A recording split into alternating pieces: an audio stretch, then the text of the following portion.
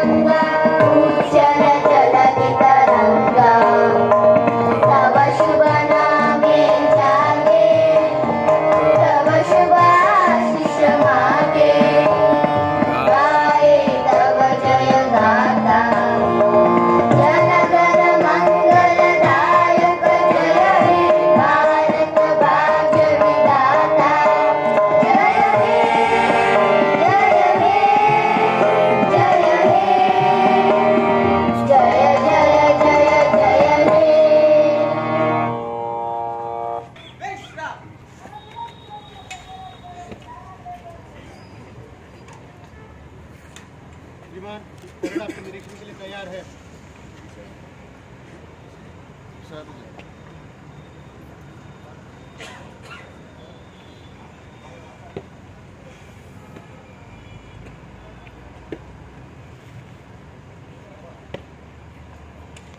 parade दाहिने चलेगा, दाहिने मोड़,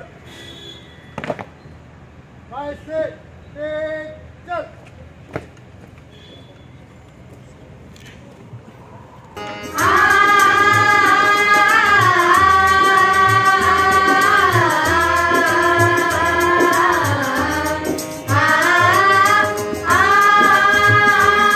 हे 63 वर्सां आयज आमी जी पळयता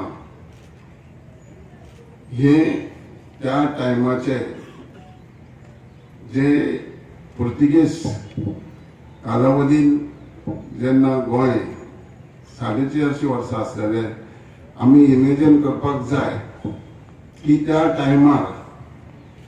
टायमाचे फ्रीडम फायटर किंवा आमचे पूर्वज कशे हालात कैसे